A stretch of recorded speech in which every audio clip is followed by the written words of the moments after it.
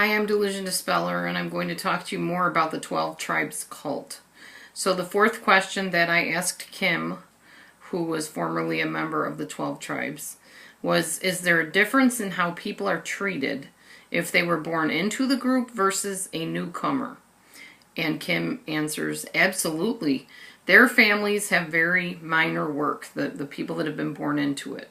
They have brand new cars. They go off with their families to places like Niagara Falls in the name of business.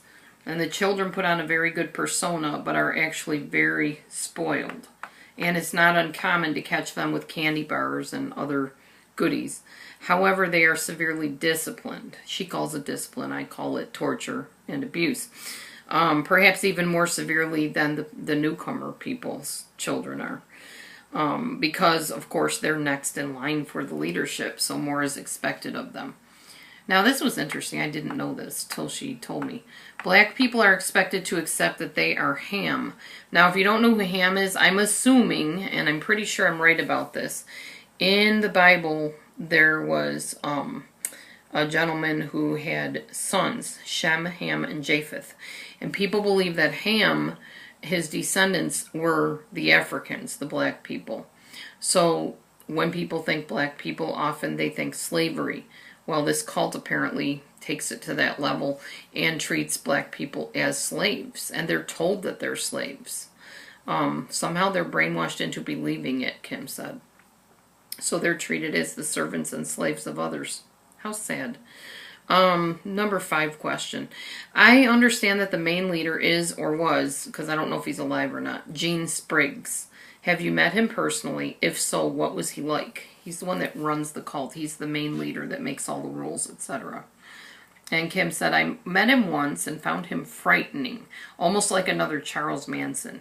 He refuses to let the women give birth in a hospital, and he believes that women are Eve's descendants and are to be treated as such. So women are to submit to all men in the cult and in the community, and a couple's sex life is even controlled.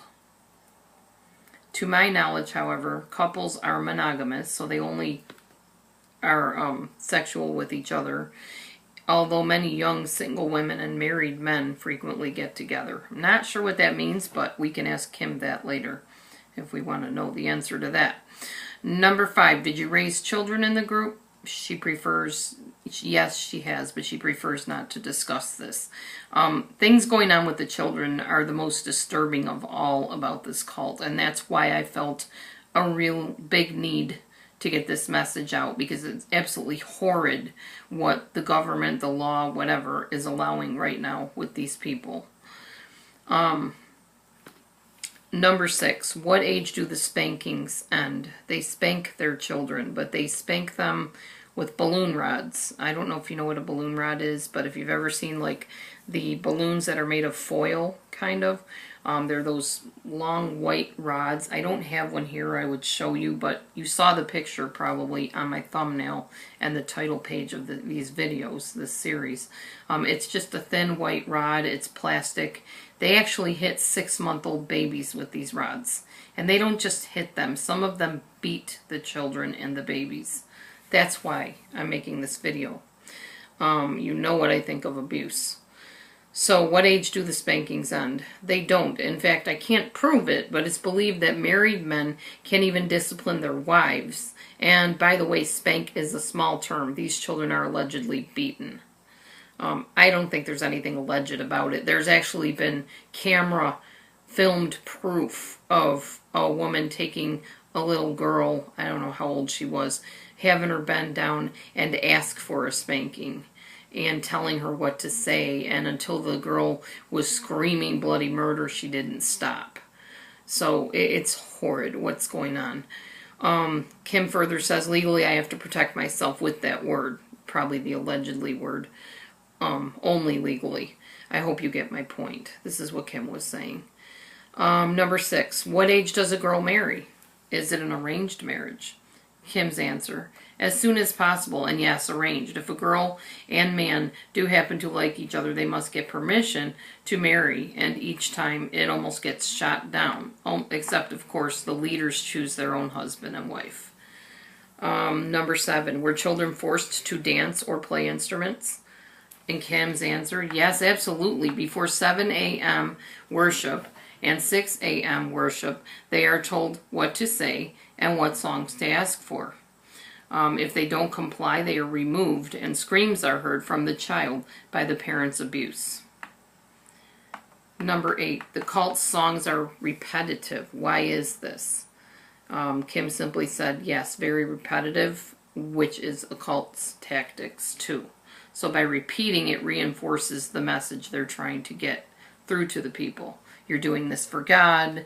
God loves you. Yahweh is there for you, etc. Whatever. Question 9. Do all the groups around the world practice the same things? Discipline with the rod, marrying the king. Because their marriages, their weddings, are literally reenactments of the bride of Christ marrying her king. That's the whole first, I guess, hour of a wedding. It's a reenactment, like a play, if you will, and a musical at that. And I just wondered if every one of the tribes does this, and she said absolutely.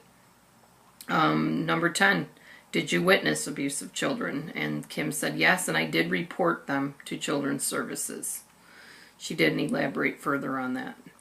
Number 11, besides child abuse, was there crime in the community, and how was it dealt with? Is there a jail system? This was my question. I was very curious about this, because if kids are being beaten, where's the legality in it? You know, where is the jail system? Kim's answer, they will not call the police, nor make a fugitive leave. Sexual offenders have been found being hidden in the 12 tribes. Literally, people that have been part of 12 tribes have said that there is every walk of life in this group. I mean, sex offenders can come right off the street and join the 12 tribes. So you can imagine some of the stuff that must go on there. Murderers, whoever. There is nobody restricted. Scary stuff. Okay, and I further asked, are there any books written by former 12 tribes members? Kim responded, not yet. A doctor whose name I cannot reveal is currently working on one. He was able to get his child removed from the 12 tribes, but sadly the wife didn't leave and is marrying another. Kim further states that she hopes she will be able to do a live interview in the future, and thanked me for caring for the innocents of the twisted cult.